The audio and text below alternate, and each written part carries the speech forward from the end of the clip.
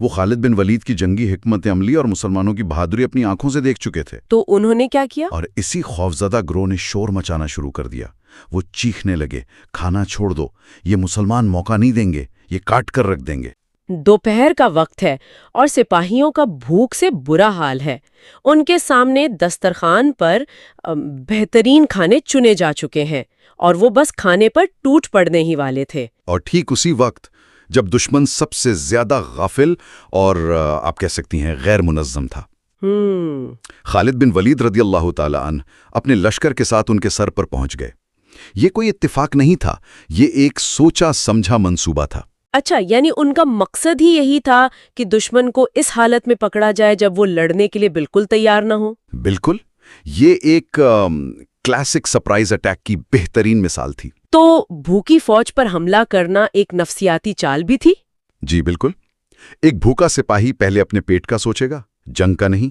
اس اچانک حملے کی خبر سے فارسی لشکر میں خلبلی مچ گئی۔ یقیناً کمانڈر چیخ کر فوج کو ہتھیار اٹھانے اور لڑائی کے لیے تیار ہونے کا حکم دے رہے تھے، لیکن سپاہیوں کی نظریں تو کھانوں پر جمی تھیں۔ جی بالکل، کچھ نے تو صاف کہہ دیا کہ ہم پہلے کھانا کھائیں گے، مسلمان ابھی دور ہیں۔ یہ تو کمانڈروں کے لیے ایک ڈراؤنا خواب ہوگا کہ اپنی ہی فوج حکم ماننے سے انکار کر رہی ہے۔ جی، اور یہاں فوج واضح طور پر دو حصوں میں بڑھ گئی۔ ایک گروہ تو وہ تھا جو بھوک کی شدت کی وجہ سے کچھ سننے کو تیار نہیں تھا، صحیح، لیکن ایک دوسرا چھوٹا گروہ بھی تھا۔ یہ وہ لوگ تھے جو پچھلی جنگوں میں مسلمانوں کا سامنا کر چکے تھے۔ اچھا، تو یہ وہ لوگ تھے جو جانتے تھے کہ آنے والا خطرہ کتنا بڑا ہے۔ بالکل، وہ خالد بن ولید کی جنگی حکمت عملی اور مسلمانوں کی بہادری اپنی آنکھوں سے دیکھ چکے تھے۔ تو انہوں نے کیا کیا؟ اور اسی خوفزدہ گروہ نے شور مچانا شروع کر دیا۔ وہ چیخنے لگے، کھانا چھوڑ دو، یہ مسلمان موقع نہیں دیں گے، یہ کاٹ کر رکھ دیں گے۔ ان کی دہشت اور چیخ و پکار نے ان سپاہیوں کو بھی ہڑبڑا کر اٹھنے پر مجبور کر دیا جو بھوک کی وجہ سے کچھ بھی سننے کو تیار نہیں تھے۔ افراتفری میں سب کھانا چھوڑ کر ہتھیاروں کی طرف بھاگے۔ یعنی جنگ شروع ہونے سے پہلے ہی آدھی جنگ تو نفسیاتی طور پر جیتی جا چکی تھی۔ ٹھیک کہا آپ نے۔ دشمن کی صفوں میں اتحاد نہیں تھا، وہ ذہنی طور پر بکھرے ہوئے تھے۔ جی بالکل۔ اب دشمن کو لڑائی کے لیے تیار ہونے میں وقت چاہیے تھا۔ انہیں گھوڑوں پر زینے کسنی تھیں، زریں پہننی تھیں اور اپنی پوزیشنز لینی تھی۔ تو اس وقت کو حاصل کرنے کے لیے انہوں نے کیا کیا؟ اس کے لیے انہوں نے اس دور کی ایک مشہور جنگی روایت کا سہارا لیا، انفرادی مقابلہ۔ ان کا سب سے بہادر سردار عبد الاسود اجلی میدان میں آگے آیا۔ یعنی پوری جنگ کو روک کر دو بہادروں کی لڑائی پر توجہ مرکوز کر دی جائے تاکہ باقی فوج کو تیاری کا وقت مل جائے۔ جی، عبد الاسود نے آگے بڑھ کر مسلمانوں کو للکارا، ہے کوئی جو میرے مقابلے میں آئے؟ جسے مرنے کا شوق ہے وہ آگے بڑھے۔ یہاں سے مقابلہ شروع ہوتا ہے، اور خالد بن ولید جیسے جنگی ماہر کے لیے یہ صرف ایک لڑائی نہیں تھی، ہے نا؟ یہ تو وقت کے خلاف ایک دوڑ بھی تھی۔ بالکل، انہیں اسے جلد از جلد ختم کرنا تھا، اور انہوں نے کوشش بھی یہی کی۔ انہوں نے گھوڑا دوڑاتے ہوئے پہلا وار کیا، لیکن عبد الاسود بھی ایک ماہر جنگجو تھا۔ اس نے خود کو بچا لیا اور وار خطا گیا۔ اچھا؟ اس کے فوراً بعد عبد الاسود نے جوابی وار کیا، جس سے خالد بن ولید نے اپنی ڈھال پر نہیں روکا بلکہ اپنی تلوار سے روکا۔ تلوار سے؟ یہ تو بہت مہارت کا کام ہے۔ بہت ہی ماہرانہ دفاع تھا، اور اس کا نتیجہ یہ نکلا کہ ان کی تلوار سیدھا عبد الاسود کے ہاتھ پر لگی اور اس کی 2 انگلیاں کٹ گئیں۔ یعنی مقابلہ شروع ہوتے ہی دشمن کا سب سے بڑا ہتھیار، اس کی تلوار، اس کے ہاتھ سے گر گئی۔ جی۔ اس کے بعد تو اس کے پاس بھاگنے کے علاوہ کوئی چارہ نہیں بچا ہوگا۔ حیرت انگیز طور پر اس نے بھاگنے کے بجائے لڑنے کو ترجیح دی۔ اس نے بلند آواز میں اپنے لشکر سے برچھی یعنی سپیئر منگوائی۔ لشکر سے ایک سپاہی برچھی لے کر اپنے سردار کی طرف دوڑا۔ خالد بن ولید رضی اللہ تعالیٰ عنہ نے اسے روکنے کی کوشش کی، لیکن وہ ان کے کافی قریب پہنچ گیا۔ تو پھر کیا ہوا؟ جیسے ہی سپاہی نے برچھی پھینکی، خالد بن ولید رضی اللہ تعالیٰ عنہ نے اپنی تلوار سے اس پر وار کیا۔ یہ ان کی بے مثال ٹائمنگ اور رفتار کا ثبوت ہے۔ برچھی ٹوٹی تو نہیں، لیکن تلوار کی ضرب سے اس کا راستہ بدل گیا اور وہ بیکار ہو کر زمین پر گر پڑی۔ اور اب عبد الاسود نہتا تھا؟ بالکل نہتا۔ خالد بن ولید رضی اللہ تعالیٰ عنہ نے اسے کوئی موقع نہیں دیا اور اسے میدان میں ادھر ادھر بھگانے لگے۔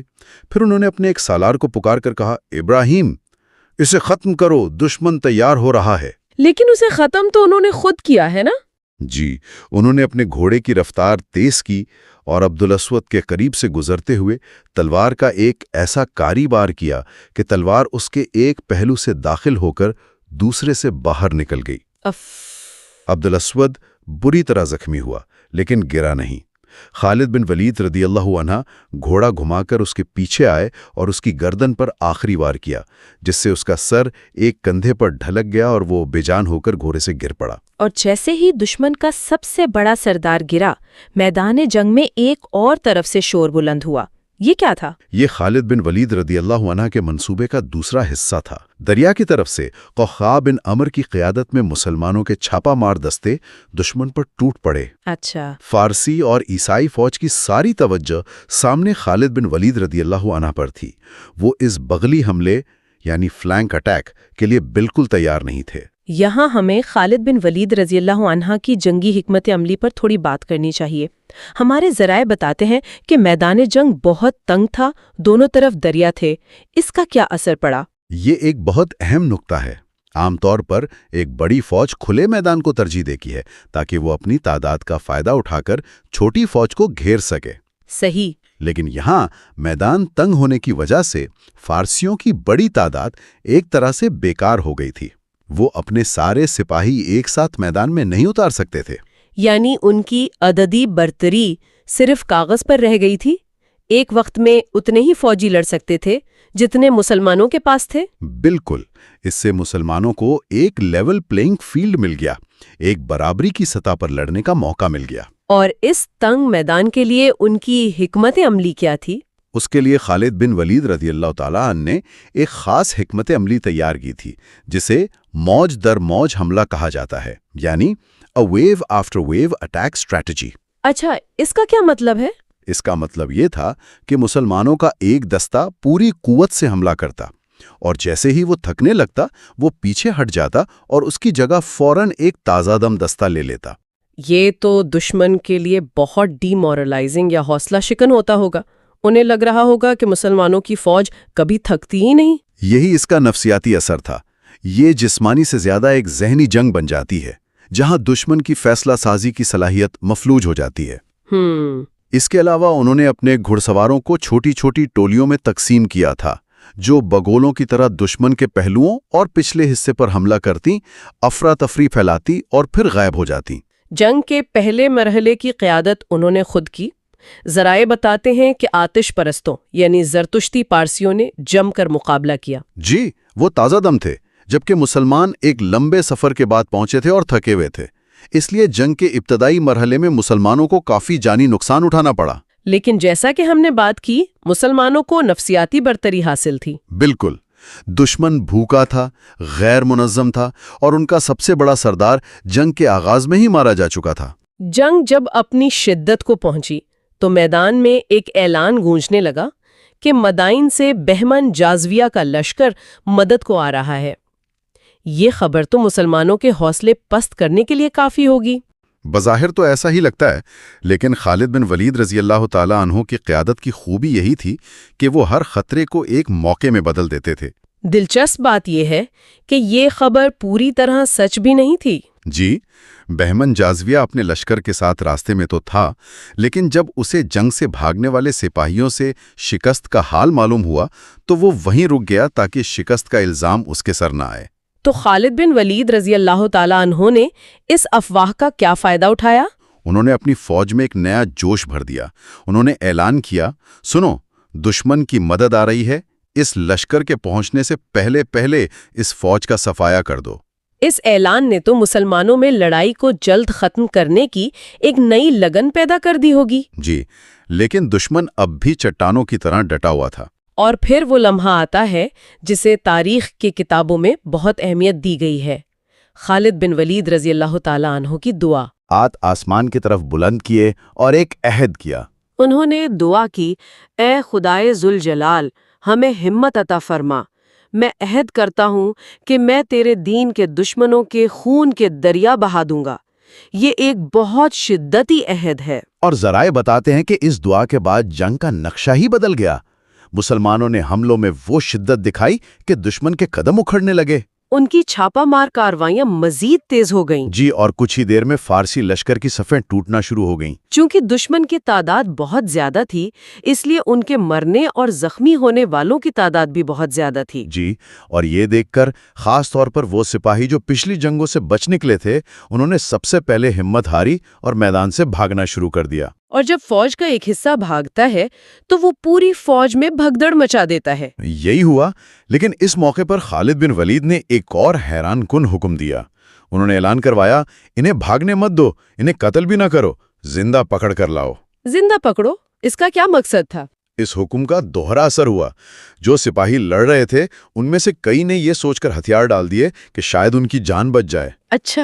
اور جو بھاگ رہے تھے مسلمانوں کے تیز رفتار گھڑ سواروں نے انہیں دور دور تک پیچھا کر کے پکڑنا شروع کر دیا۔ کچھ ہی دیر میں جنگ ختم ہو گئی اور ہزاروں کی تعداد میں جنگی قیدی مسلمانوں کی حراست میں تھے۔ جنگ کے بعد کا منظر کیسا تھا؟ میدان لاشوں سے بھرا پڑا تھا اور ایک طرف وہ کھانا ویسے کا ویسا رکھا تھا۔ جی، جو دشمن نے اپنے لیے تیار کیا تھا۔ خالد بن ولید نے اپنے سپاہیوں کو اسی دسترخوان پر بیٹھنے کا حکم دیا اور کہا، اللہ نے یہ کھانا تمہارے لیے تیار کروایا تھا، اطمینان سے کھاؤ۔ یہ تو ان سپاہیوں کے لیے ایک ناقابل یقین منظر ہوگا۔ بالکل، جو کئی کی روٹی اور کھجوریں کھانے کے عادی تھے، اور ان کے سامنے فارسی سلطنت کے شاہی کھانے تھے۔ اور یہاں سے کہانی کا وہ حصہ شروع ہوتا ہے جو بہت متنازع ہے، قیدیوں کا قتل عام۔ جی، یہ اس جنگ کا سب سے متنازع پہلو ہے۔ خالد بن ولید رضی اللہ تعالی عنہ نے اپنے اس عہد کو پورا کرنے کا فیصلہ کیا جو انہوں نے دعا میں کیا تھا۔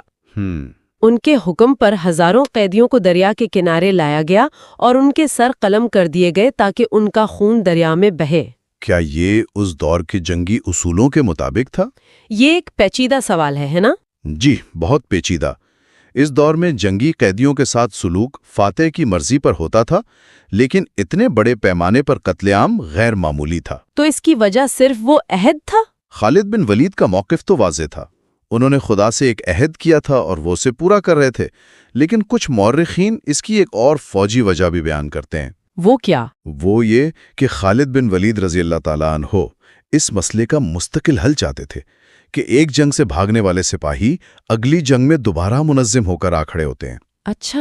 ان کا خیال تھا کہ دشمن کی جنگی طاقت کو مکمل طور پر ختم کرنے کے لیے ضروری ہے کہ ان کے سپاہیوں کو زندہ نہ چھوڑا جائے۔ کہا جاتا ہے کہ یہ سلسلہ 3 دن تک جاری رہا اور کل مقتولین کی تعداد 70,000 تک بتائی جاتی ہے۔ اور خون کا دریا بہانے کا عمل کیسے پورا ہوا؟ ذرائع کے مطابق اس وقت دریا پر ایک بند یعنی ڈیم بنا ہوا تھا، جس کی وجہ سے پانی کا بہاؤ رکا ہوا تھا۔ تو خون بہنے کی بجائے جم رہا تھا؟ جی، کسی نے مشورہ دیا کہ اگر بند کھول دیا جائے تو خون پانی میں مل کر بہنے لگے گا۔ چنانچہ بند کھول دیا گیا، اور جب اتنا زیادہ خون پانی میں ملا تو پانی کا رنگ سرخ ہو گیا، اور یوں خون کا دریا بہنے لگا۔ اسی وجہ سے تاریخ میں اس دریا کو دریائے خون بھی کہا جاتا ہے۔ بالکل۔ تو میدان جنگ میں تو مسلمانوں کو ایک ایسی فیصلہ کن فتح مل گئی جس نے فارسی سلطنت کی جڑیں ہلا دیں۔ لیکن اس شکست کی خبر جب دشمن کے مرکز یعنی مدائن کے شاہی محل تک پہنچی تو وہاں کیا کہرام مچا؟ وہاں کا منظر بھی کم ڈرامائی نہیں تھا۔ پے در پے شکستوں کے صدمے سے شہنشاہ فارس اردشیر، جو نوشرواں عادل کا پڑپوتا تھا، ایک پراسرار بیماری میں مبتلا ہو گیا تھا۔ یہ جسمانی سے زیادہ ایک ذہنی اور نفسیاتی صدمہ تھا۔ جی، اس پر ایک گہری خاموشی طاری ہو گئی تھی۔ وہ نہ کچھ بولتا تھا، نہ کسی بات پر کوئی رد عمل ظاہر کرتا تھا۔ شاہی طبیب بے بس تھے۔ دوائیاں بھی اثر نہیں کر رہی تھیں، الٹا اثر کر رہی تھیں۔ درباری کوشش کرتے تھے کہ اس تک جنگ کی کوئی بری خبر نہ پہنچے، لیکن جب بھی وہ ٹوٹے پھوٹے الفاظ میں کچھ بولتا تو یہی پوچھتا کہ خالد کا کیا ہوا؟ یعنی ایک عظیم سلطنت کا شہنشاہ ایک شخص کے نام کے خوف میں مبتلا ہو گیا تھا۔ بالکل۔ اس کا دل بہلانے کے لیے اس کی پسندیدہ رقاصوں نے ناچ گانا کیا، لیکن اس پر کوئی اثر نہ ہوا۔ اردشیر، جو خود ایک عظیم جنگجو تھا، اب ایک زندہ لاش بن چکا تھا۔ ایک دن ملکہ نے مایوس ہو کر بوڑھے شاہی طبیب سے کہا، تمہارا سارا علم اور تجربہ بیکار ہے۔ تم موت کو شکست دینے کے دعوے کرتے ہو، لیکن شہنشاہ کے ہونٹوں پر ایک مسکراہٹ بھی نہیں لا سکتے۔ اس پر طبیب کا جواب بہت گہرا اور فلسفیانہ تھا۔ جی، اس نے کہا، ملکہ، میں زندگی اور موت کے درمیان صرف ایک کمزور سی دیوار ہوں۔ موت جب چاہے اس دیوار کو دروازے کی طرح کھول کر مریض کو اپنے ساتھ لے جاتی ہے۔ یعنی حقیقت کے سامنے الفاظ اور دوائیوں کی کوئی حیثیت نہیں۔ بالکل۔ اس نے مزید کہا کہ آردشیر ایک جنگجو ہے، اسے ناچ گانے سے نہیں بہلایا جا سکتا۔ وہ صرف جنگ کی خبریں سننا چاہتا ہے اور ہر بری خبر اسے موت کے قریب لے جا رہی ہے۔ اسی گفتگو کے دوران ملکہ نے طبیب سے مسلمانوں کی پر اسرار طاقت کے بارے میں پوچھا۔ یہ ایک اہم سوال ہے کہ ایک عظیم سلطنت کے لوگ اپنے دشمن کو کیسے دیکھ رہے تھے، اور طبیب نے اس کی جو وضاحت کی وہ صرف مسلمانوں کے بارے میں نہیں بلکہ خود فارسی سلطنت کے زوال کے بارے میں تھی۔ اس نے کہا یہ عقیدے کی طاقت ہے۔ عقیدے کی طاقت؟ جی، مسلمانوں کا عقیدہ ہے کہ بادشاہی صرف اللہ کی ہے۔ وہ کسی ایک انسان یا خاندان کے وفادار نہیں، وہ اللہ کی خوشنودی کے لیے لڑتے ہیں اور موت سے نہیں ڈرتے۔ اس نے ایک طرح سے اپنی ہی سلطنت پر تنقید کی۔ جی، اس نے کہا جب ایک انسان خود کو شہنشاہ سمجھنے لگتا ہے اور دوسرے انسانوں کو کیڑے مکوڑے سمجھتا ہے تو وہ اپنی فوج اور رعایا کو تباہی کے گھڑے میں دھکیل دیتا ہے۔ ہمارے سپاہی ایک خاندان کی خاطر اپنی جانیں کیوں دیں جبکہ ان کے سپاہی ایک عقیدے کے لیے جان دیتے ہیں؟ ملکہ نے جب علاج پوچھا تو طبیب کا جواب بہت مایوس کن تھا۔ جی، اس نے کہا کہ اردشیر صرف ایک ہی صورت میں ٹھیک ہو سکتا ہے، اگر اسے یہ خبر ملے کہ خالد بن ولید کو زنجیروں میں جکڑ کر لایا گیا ہے۔ یہ سن کر ملکہ بالکل نا امید ہو گئی۔ اور ٹھیک اسی وقت ایک قاصد سرپٹ گھوڑا دوڑاتا ہوا محل پہنچا۔ وہ تھکن اور گھبراہٹ سے کانپ رہا تھا۔ اس نے ملکہ کو بتایا کہ اس کے پاس کوئی اچھی خبر نہیں۔ اس نے کیا کہا؟ اس نے کانپتی ہوئی آواز میں کہا، مسلمانوں نے ہماری پوری فوج کاٹ دی ہے۔ انہوں نے ہمارے ہزاروں آدمیوں کو قیدی بنا کر دریا کنارے قتل کر دیا ہے اور دریا خون کا بن گیا ہے۔ یہ سن کر ملکہ نے غصے سے چیخ کر کہا، تو تم زندہ کیوں واپس آئے ہو؟ لیکن اس سے پہلے کہ وہ کچھ اور کہتی، کمرے کے اندر سے اردشیر کی کمزور آواز آئی جو ایک ستون کے سہارے کھڑا ہونے کی کوشش کر رہا تھا۔ اس نے کیا کہا؟ اس نے کہا، اسے بولنے دو، میں یہی خبر سننے کے لیے زندہ ہوں۔ واہ! یہ کہانی کا آخری منظر تھا۔ اردشیر نے قاصد کو پوری خبر سنانے کا حکم دیا۔ قاصد نے وہی تباہی کی داستان دہرا دی۔ یہ سنتے ہی اردشیر کا جسم آگے کو جھکا اور اس نے وہیں دم توڑ دیا۔ اور بوڑھے طبیب نے اس کی نبض دیکھ کر اس کی موت کی تصدیق کی۔ جی، اور سب سے زیادہ علامتی بات یہ تھی کہ اردشیر کی لاش اسی کمرے میں رکھی گئی جہاں وہ بیٹھ کر بار بار حکم دیتا تھا کہ خالد بن ولید کو زندہ یا مردہ اس کے سامنے پیش کیا جائے۔ اپنے حکم کی تکمیل دیکھنے سے پہلے اسی کمرے میں اس کی اپنی لاش پڑی تھی۔ ملکہ نے فوراً حکم دیا کہ شہنشاہ کی موت کی خبر فوج تک نہ پہنچنے دی جائے۔ جی، تاکہ ان کے حوصلے مزید پست نہ ہوں۔ لیکن ایک سلطنت کا زوال اب کسی ایک شخص کی موت یا زندگی سے نہیں رک سکتا تھا۔ یہ کہانی صرف ایک جنگ کی نہیں بلکہ ایک ابھرتی ہوئی طاقت اور ایک ڈوبتی ہوئی سلطنت کی ہے۔ السلام علیکم ناظرین، ہمارا کنٹینٹ مستند کتابوں سے لیا گیا ہے اور 100% آتھینٹک ہے۔ ہماری ویڈیو ترتیب وار دیکھنے کے لیے ہمارے چینل پر جائیے، پلے لسٹ کے بٹن کو کلک کیجیے اور یہاں سے ایپیسوڈز کو ترتیب وار سنیے۔ اور ایسے ہی معلومات سے عرب بھرا کا صحرا کنٹینٹ دیکھنے کے لیے ہمارے چینل کو لائک، شیئر اور سبسکرائب کیجیے۔